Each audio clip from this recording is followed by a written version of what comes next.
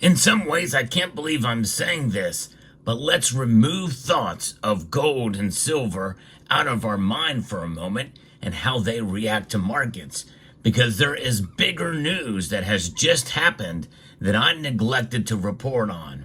But I'm going to now as we explore.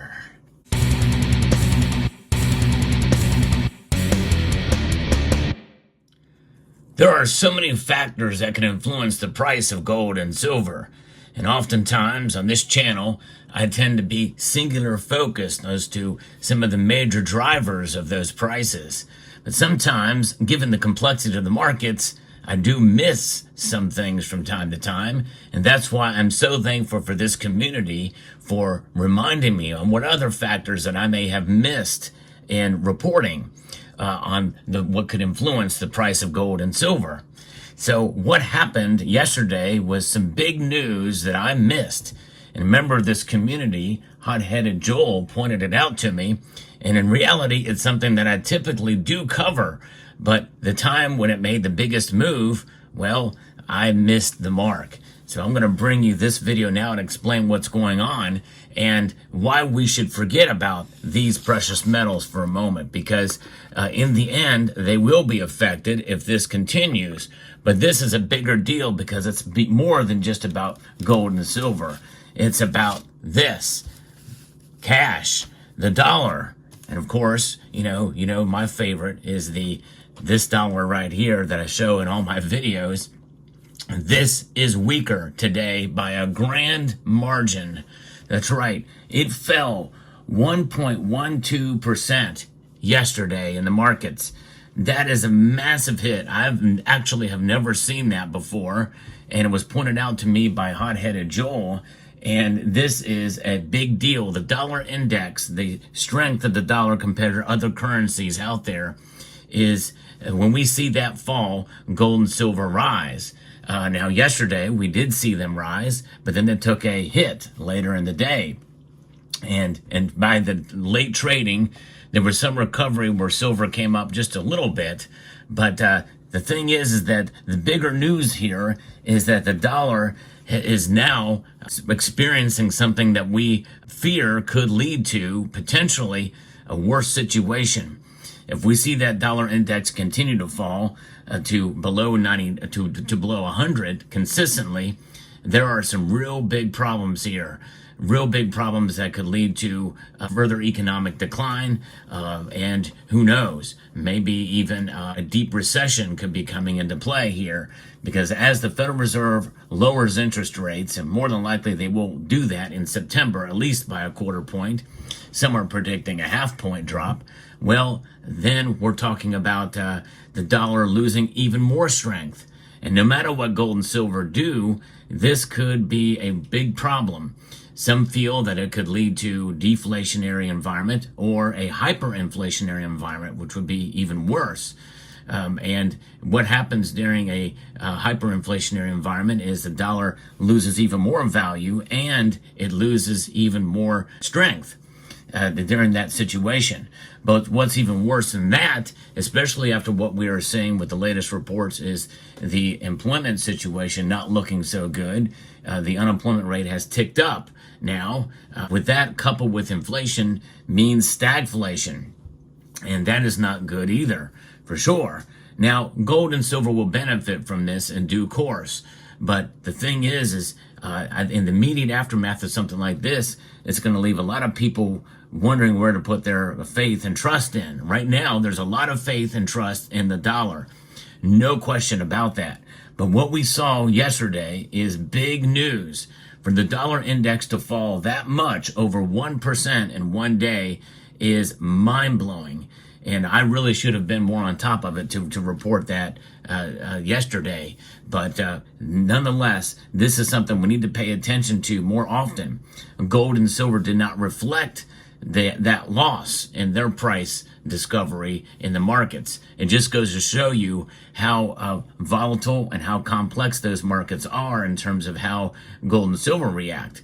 But nonetheless, this is the beginning of something that is chipping away at the very faith and the institution of the dollar hegemony. And you think about the dollar strength compared to other currencies around the world, and that's really the measure. You may have heard me use the analogy of it's still a dirty shirt, and it's just the cleanest of the dirty shirts in the laundry pile. And that really is true. And the more and more the people realize that, the more they have this understanding of what our fiat currencies are, and that's just it. Every currency in the world, save for the ZiG, which is the Zimbabwean currency, are backed by nothing but the full faith and credit of the institutions that issue them, which are governments and central banks. This is a Federal Reserve note. So the loss and the strength of this dollar means that these things, these cotton linen fiber notes, well, it all boils down to is they are just what they are, the intrinsic value of what they are. And I'm not saying that we are going to be heading into a direction where these are going to be put in wheelbarrows, and the wheelbarrow will be worth more than the amount of these that are in the wheelbarrow just to buy a loaf of bread. That's a hyperinflationary environment to the extreme, much as what we saw in Zimbabwe and what we're seeing in Venezuela and Romania way back in the day, and the Weimar Republic as well. There are extreme cases of those. That's not going to happen anytime soon. That is for sure. However, this action that occurred with the dollar falling over 1% is big news. It means that the dollar is not as armored up, or it's not as strong as you think it is. And if we see a couple of more days like that, we're in serious trouble, folks. And something's got to be done somehow, some way to reinstate that trust. Now, what is this? What's causing this? I think it's part and parcel to some of the wars going on, the weaponization of the dollar, among other things. But obviously, the economics are playing a role in it as well. There are price increases, but there's also inflation. There's lack of trust in our institutions. And there's lack of trust in the government in general. There's lack of trust in the Federal Reserve. And I think that's growing. When you lose faith in your institutions, that means you're going to lose faith in the entities that are created from those institutions, including the dollar. And so this is why this is so important. Now, when I say to forget gold and silver, it's just in terms of the market and the price. But what it all boils down to is, in the end, even though gold and silver, and because of what happened yesterday, which I neglected to report on, they really did not do a whole lot. Gold certainly did reach an all-time high in the futures market, but it's essentially kind of back up to where it was. Silver still has a long way to go to reach its all-time high, a long, long way to go. And that's just in nominal dollars. Nonetheless, these metals have outlasted all fiat currencies throughout time, no question. And that will continue to be the case, no matter what happens to the dollar.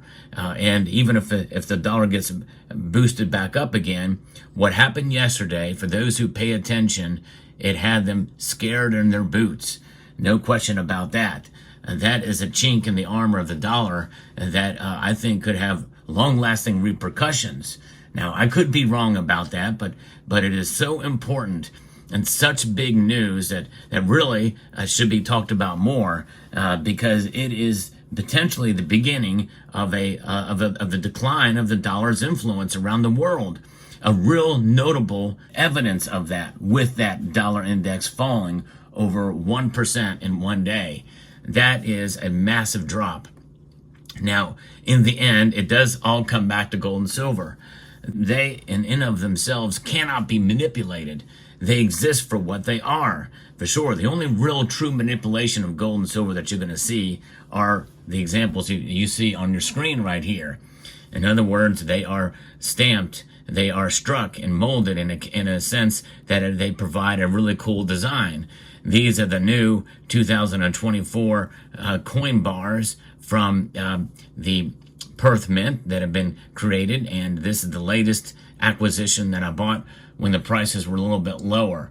It's one of those things, you feel really good about a purchase of gold and silver when the prices are lower, and then you get them and they're up, and and the prices go up. And so I was pleasantly surprised to see that, both gold and silver.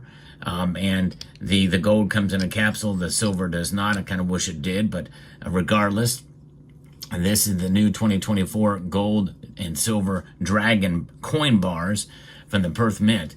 And it all really goes back down to what has been money for thousands of years. And that's not going away, no matter what. That's the beauty of gold and silver. And it really is the beauty, the physical beauty of these metals is unmatched by any other metal out there, whether precious or non-precious.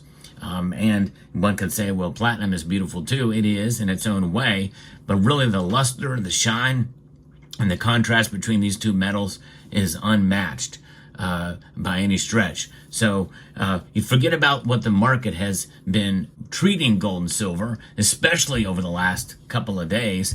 It's the dollar index that is now on the front of everyone's mind, or should be, because there is a real chink in the armor that has bolstered up the confidence that people have in the dollar right now.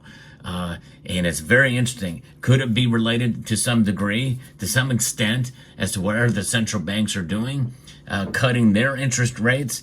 The UK has done it. Who knows? That could play a big role. We'll find out, especially if they cut rates in September.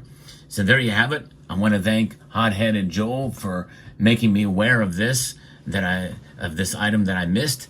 And I want to extend a multitude of gratitude to each and every one of you for taking the time to watch this video, and to encourage you to please rate, share, comment, and subscribe.